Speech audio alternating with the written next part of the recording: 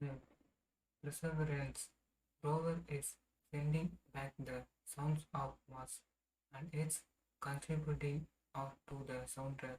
New audio student from the rover Supercam includes the pooping sound of the instrument as it zaps rocks with its laser. It's the first time we have heard what it sounds like when a laser interacts with a rock on another planet.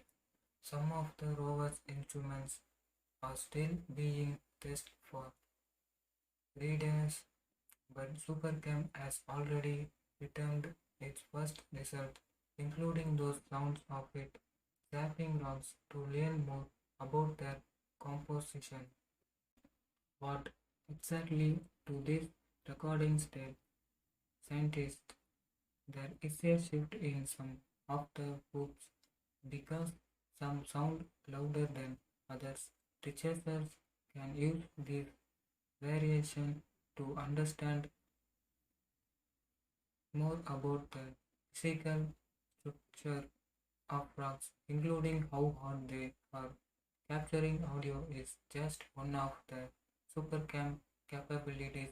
It's a 12-pound sensor head on the rover mast or neck that can analyze the intriguing geology on Mars in 5 different waves.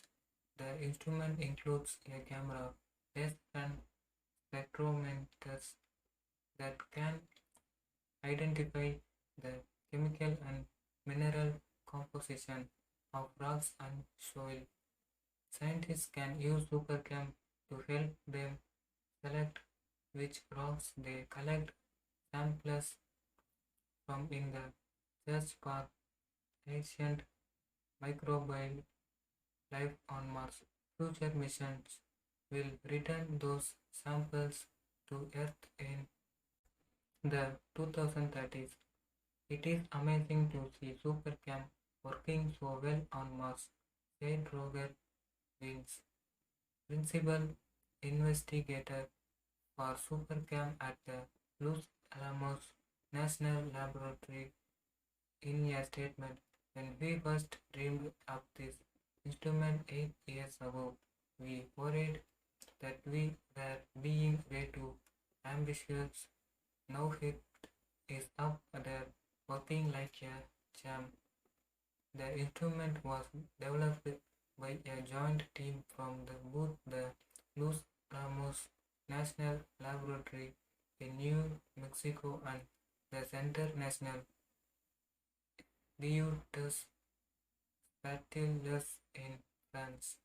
SuperCam includes a visible and infrared sensor called VISIR and a Raman spectrometer will visit user sunlight to analyze minerals in rocks and sediment. The Raman spectrometer uses a green laser that can probe the chemical makeup of the rock.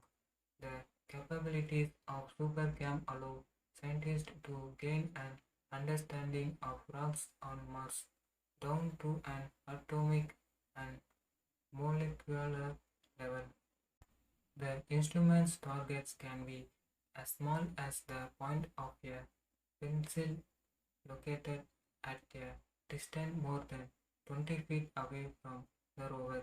This is the first time an instrument has used Raman spectroscopy anywhere other than on Earth, said Olivier Brisac, CNRS Research Director at the Institut de Mineralogie de Physique des Matériaux at the Cosmochimie in Paris.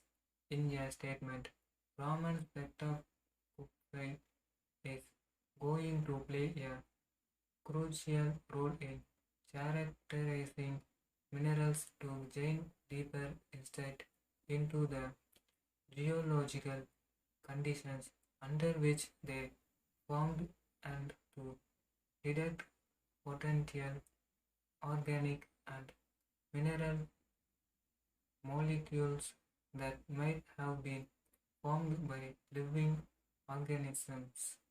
The microphone on the rover is capturing sound of remarkable quality, said Naomi Murdoch, a research scientist and lecturer at the Institut Superior di Aeronautico et Escape Aerospace Engineering School in Toulouse.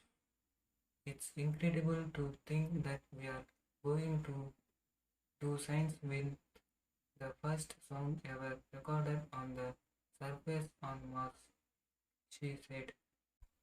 3 audio files were shared along with the first result from the SuperCam data.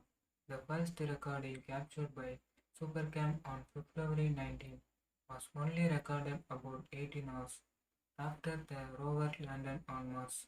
The rover must, which include SuperCam and the microphone, had not unfolded yet, so the sound are muted, but Martin wind, albeit fluid, can be heard. The second audio recording was captured 3 days later, after the mast was deployed, and included a better idea of what the Martin wind sounds like. And the third recording, taken March 2, includes 13 pops or impacts as the SuperCam laser target a rock called Mass, the Navajo World for Mars that was 10 feet away from the rover.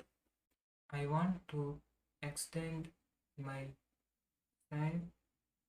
sincere thanks and congratulations to Out International partners at CNES and the SuperCam team for being a part of this momentous journey with us, said Thomas Zurbansen, Associate Administrator for NASA Science Mission Directorate, in a statement. SuperCam truly gives our rover ears to see promising rock samples and ears to hear what it sounds like when the lasers strike them, he said.